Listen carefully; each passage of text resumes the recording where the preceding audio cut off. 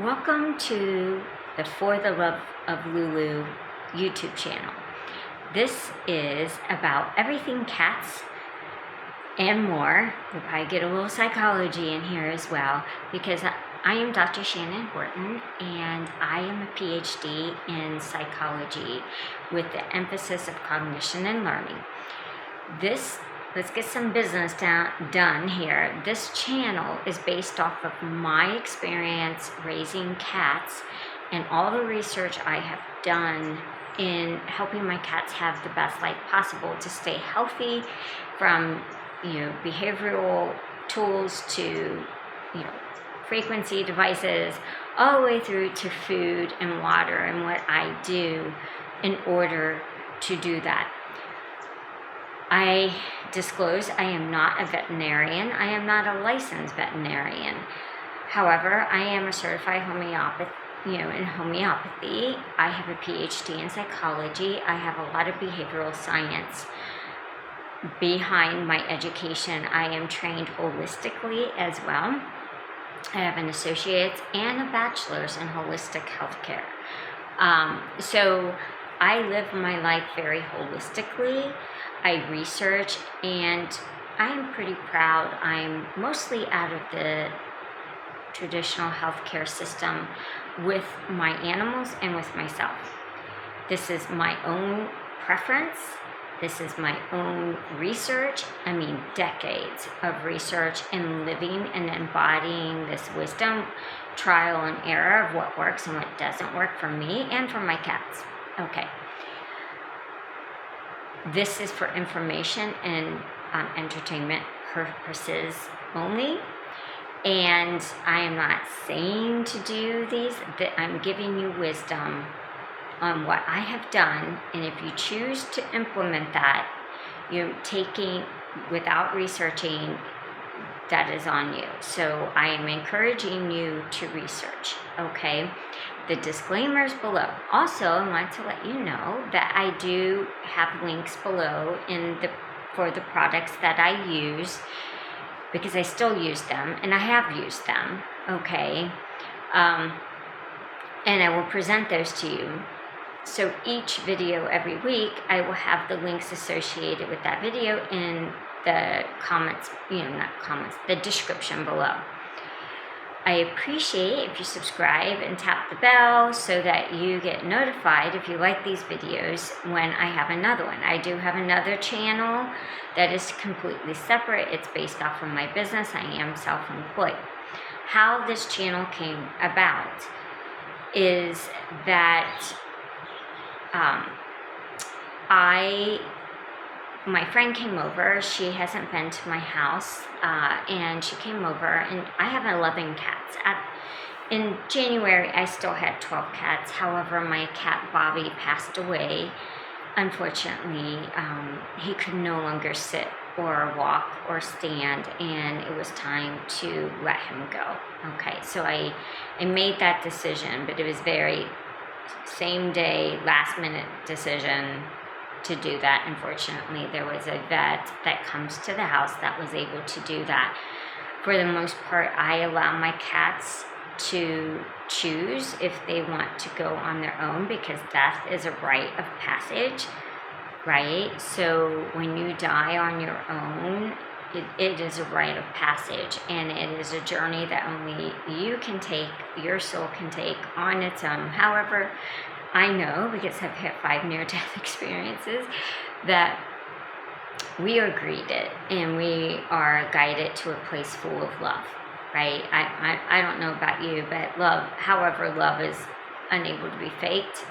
I can tell fake love, just as I'm sure any of you can, spot fake love. It's whether we accept it's fake love or superficial love or not, right?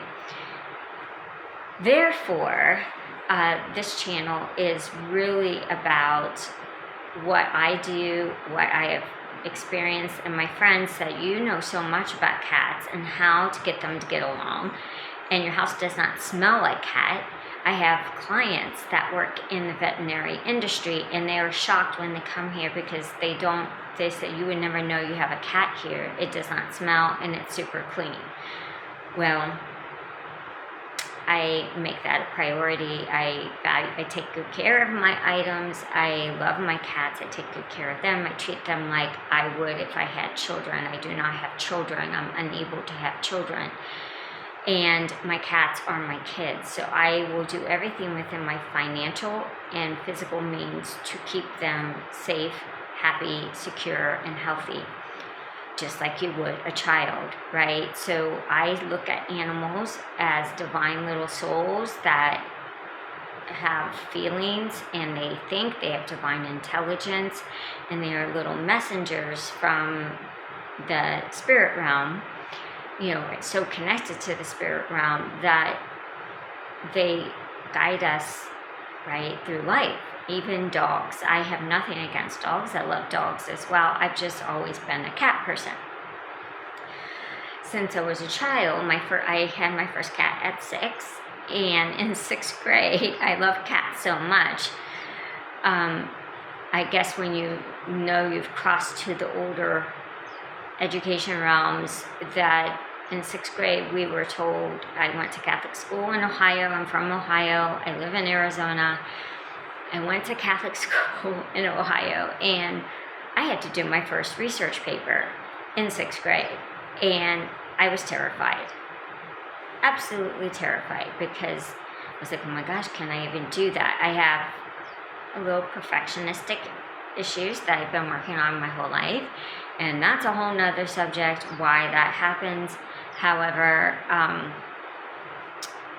I was very terrified, could I really do the job? Back then,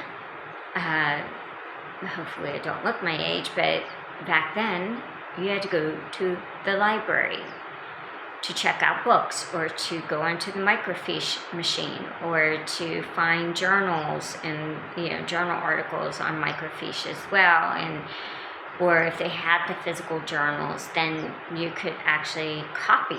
You couldn't take these things with you because they wouldn't let you take them out of the library. You had to make copies, right? So you had to print them out, and it cost money. So I just want to give you an idea of what was like, where I grew up, it wasn't a digital age. It was, you go to the library and you can smell the books. I love books, right? I love books. I love to hold books, and I love the smell of old books, right? So it smells like that in a library. The books, the various ranges of ages of books, right? So my first research paper, I decided my subject was going to be on cats, and specifically comparing and contrasting two breeds, Siamese cat and the Prussian blue cat. And then I talked about the history of how cats were domesticated, all of that. So going into my research, that in this life, I do a lot of research. I don't take face value of what people tell me, especially, I hate to say it, but it's, I found this is very true in my life, the medical realm, and that includes veterinary realm, okay? I have a holistic vet, she's a homeopathic that works with specifically one of my cats, Rose, and because Rose's brother, I had him as well, and he sadly died from aggressive lymphoma, not even 2.5 years old. And I did everything I could holistically to save him. Mushroom blend, fenbizidol. Yeah, I used animal fenbizidol for a 10-pound animal, and unfortunately, he passed on his own. Okay, I loved him. I had him under my red light. I have all these devices. I use them for myself. However, if my animal is having problems, I will be on a regimented schedule, making sure they are under that device, right? Spocky was under the red light every day, 3 times a day for an hour, okay? So he just was so far, by the time he was diagnosed, I had no idea he was having lymphoma.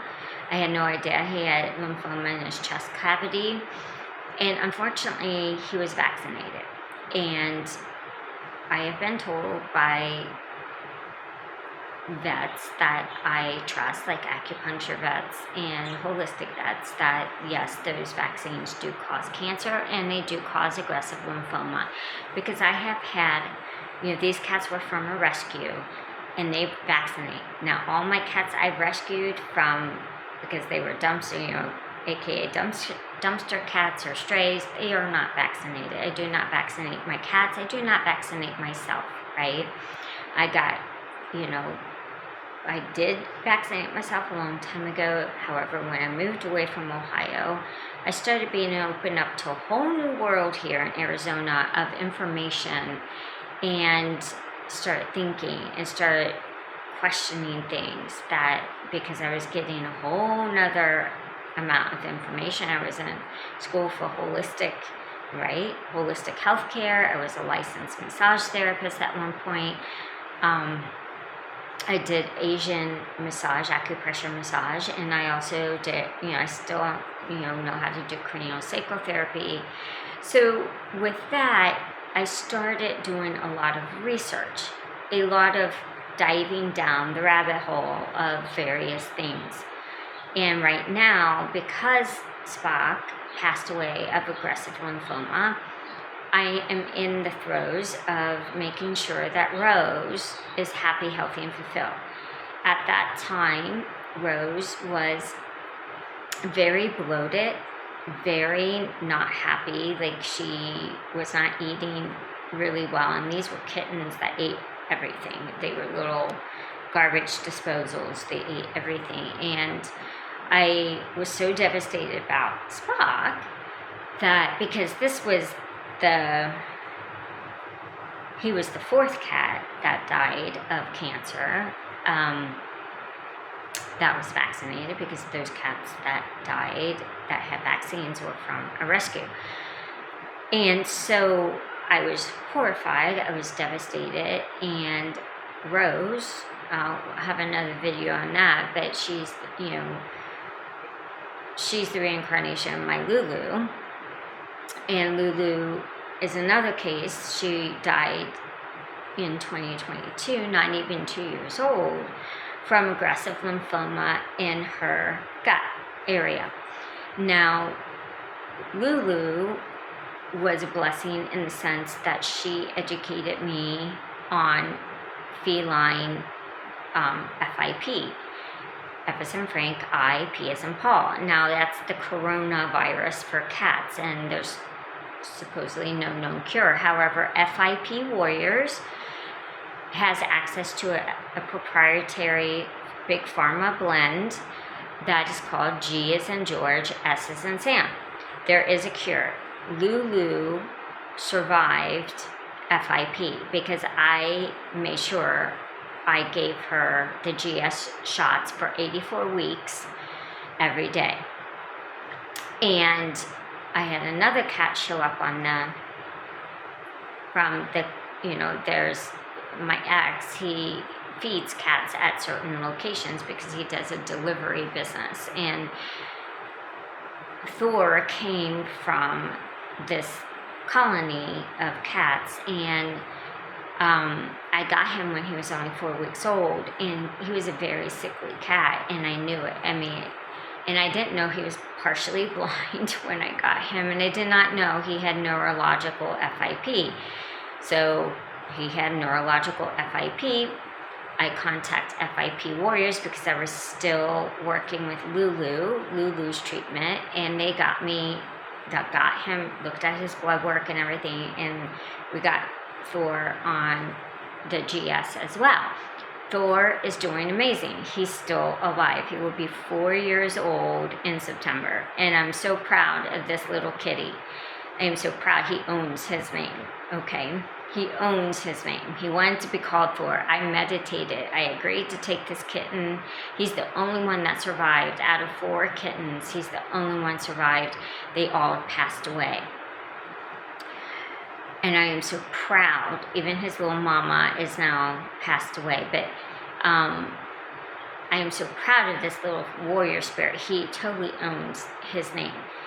He's partially blind. I did take him to an eye specialist for animals, and his eyes did not fully develop. However, he can see up and he can see low. She doesn't know if he can see track through shadow or he sees clearly. I took Thor for 52 weeks every week to EE systems to help with his seizures, because neurological FIP cats, they can develop seizures still after they are cured of FIP. And he does. They have now diagnosed him with epilepsy. He is FIP free, but they consider him an epileptic cat.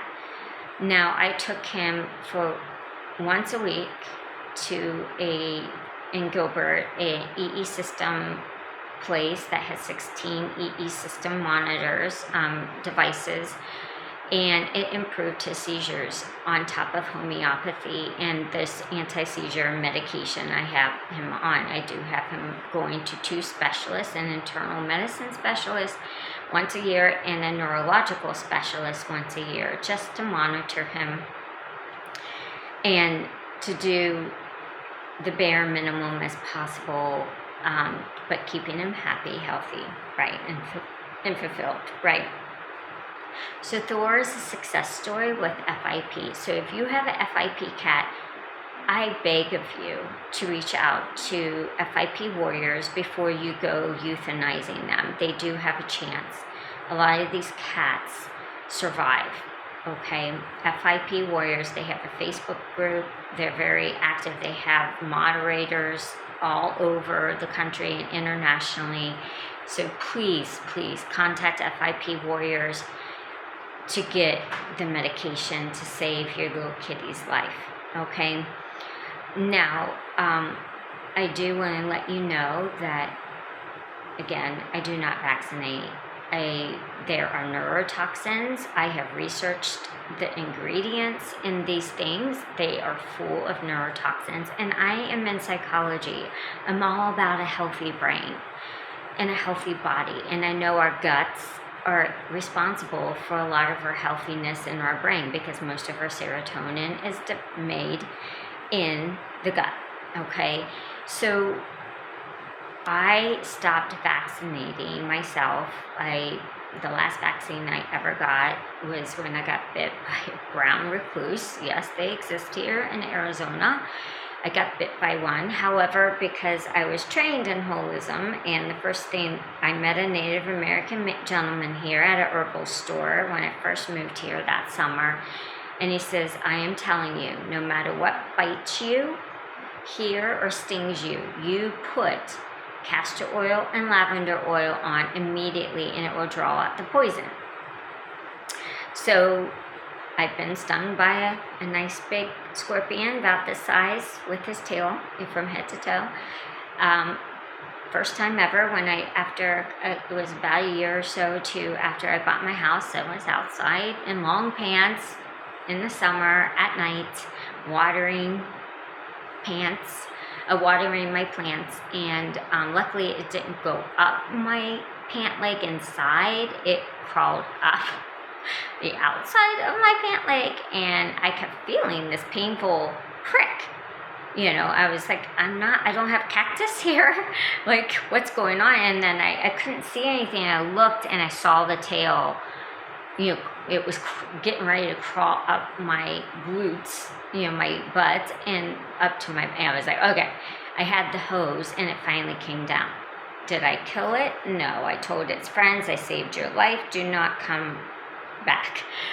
Well, I knew how to handle that situation, so I tourniqueted my leg with my hand to stop the poison. I turned off the water, of course, and I come in. My nephews were here, and my mom lives in my home with me, and I told her immediately, get me, a tablespoon of honey with a bunch of turmeric in it, and then get me some ice packs. And immediately I'm because it was in my groin, it was as high as you can get, like it was pain, and I iced it. I put castor oil on and you could tell I had 3 stings. It stung me 3 times at that point, and I put castor oil with lavender oil. I just doused that area. So, and I iced it, and I ate the honey. And honey is antibacterial, antiviral, and turmeric is anti-inflammatory. And so it works really well with the brain and the nervous system. And what does venom do? It attacks the nervous system, right? So by 10 minutes later, you cannot tell I was stung. No swelling, no redness. I had a little bit of numbness, and 12 hours later, it was gone. So this is the type of stuff I've been exposed to that put me on this journey of holism. I've always believed that there could be more natural ways to live life and not be reliant on big pharma or Western medicine, 100%. And so that put me down this road. That was my first experience, and I got bit by the brown recluse. That was way before the scorpion sting, but that Native American was placed, I fully believe, was placed as an angel in my path to tell me what to do when something bites or stings you. And in my first aid kit, there is lavender and castor oil. Okay, there are other things, however, it's lavender and castor oil, and maybe we will go over my first aid kit as a video. So, but I did the same thing with the brown recluse bite, and I had the red ring, I had the blister, and it was totally gone. I did it twice a day. It was completely gone by the end of the day. Then come the friends. Don't tell your friends sometimes these things, because then they scare the crap out of you, right? And she's like, that can eat away your flesh. And I was like, well, it's almost gone. It's like I see a little scar there. I could barely see it. It could come back and start eating away your flesh. She scared the crap out of me. So I went to urgent care, and he goes, that is the best looking brown recluse bite I've ever seen. What are you doing? And I told him what I was doing. And he says, well, we should give you a tetanus shot, because you got bit by something. And I'm like, I didn't want to do it, but then I was in such a fear. Never make decisions out of fear. I didn't know this, looking back now with all my psychology training, I should have said, look, I'm in a lot of fear and panic, and I'm saying no to the tetanus shot. I'm going to have to think about it. But back then, because I was so fear-mongered by my friend when she found out I was bit by a brown recluse, and I said yes. Worst decision of my life. Okay, I was so sick for over 5 days. I thought I was going to die. Literally, I thought I was going to die. I was so sick. And I made a promise to myself in that moment that I will never, ever, ever, ever take another V ever again. And I didn't even know what were in the ingredients in those things until maybe a couple of years later. And when I found out the amount of neurotoxins and poisons in those shots, I was flabbergasted. They inject aluminum. Aluminum adjunct is one of those ingredients. And when you inject aluminum versus drinking something out of an aluminum can, your body is not able to remove the aluminum. There are a few things that can do that. I have watched interviews of doctors that help kids with autism who have injuries, and what they are doing, they have inflammation in the brain because of the aluminum, not to mention the other chemicals, but the aluminum adjunct in it. So your body's unable to detox that out of your system, so it gets stored in your organs, okay? If you think they're not putting that in animal, you're incorrect, okay? So if it's happening to us, it's happening to them, Okay, so I just want to share that with you. I made that promise to myself back in 2005. That's when it happened, and I have stuck to that promise ever since. I will deal with things holistically. I am so trained in research, I can pretty much fix it myself, right? I even, have researched how to do surgery, stitch up things if necessary, and I have a stitch kit myself as a survival thing if I ever needed it. So I just want to let you know, I am pretty, holistic and survival minded. I even have those strips that if you can't get to an emergency room, for deep cuts or severe cuts, the strips that will help, they're like Band-Aids. I even have that in my first aid kit, because you never know when you're going to need these things. So I have those, I bought a pack of those, and you never know when you're going to need them. I think they're called butterfly strips, but they help keep, help the skin come together and to stop, without surgery, stitching it together. So that's what I understood when I bought the packages. So this is a good, so you understand who I am and how I operate in my life. If I do want to let you know, I am not turning off comments in this channel. I have on my other channels turned off comments because I have zero tolerance to trolls and unhealthy people who are demon-filled. It's a demon-filled spirit who want to argue and tear you down, right? Comment on your looks, comment on your weight, whatever. I don't play those games. I have absolute zero tolerance for narcissistic behavior or cluster B behavior. If you don't know what that is, look it up, okay? So I have zero tolerance for nastiness. That spirit is a demon-filled spirit, and I refuse to have that in my channel. I will delete your comment and I will block you from this channel, okay? I have zero tolerance. Be kind, be nice, be kind to other people who want to comment and to be kind. I have zero tolerance. There is no reason for this disgusting, evil type of energy in this world. There's no reason for it except for it's to feed off of the energy of other people. It's to create drama energy and to feed those demons that are inside you, because that's what they live on. It's called Loosh energy, and that's what they feed off of. Okay, they're fourth dimensional beings that pretend to be the light and they're not the light, and that's what they do. They feed off the human drama, the human fear, the insecurity, the lack of confidence, whatever. You know what? I have zero tolerance with that. Zero. So I have the comments on, and I would love to hear from you. Like, if you've tried some of these products, again, I get a small commission from Amazon or some other websites. Some websites I may not be getting a commission. I'm just sharing with how I use things, right? So that will support this channel and support my kitties.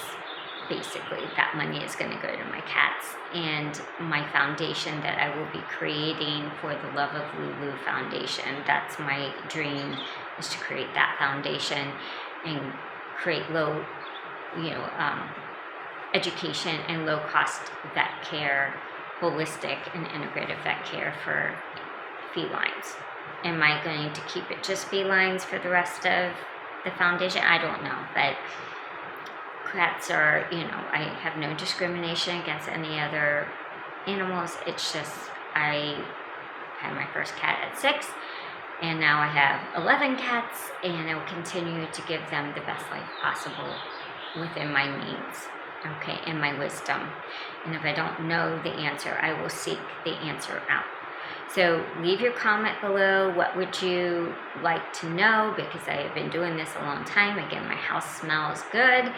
You don't smell cat pee. You would not know there are cats in here until you saw them, because I keep it very, very clean. One of the segments will be on cleaning. What do I do? What devices do I have? and what do I do? Okay, well, I look forward to having you here. Enjoy the videos, and I'm posting, a video a week. I might do more depending on my schedule and my inspiration, my energy level. Okay, so thank you, and see you soon.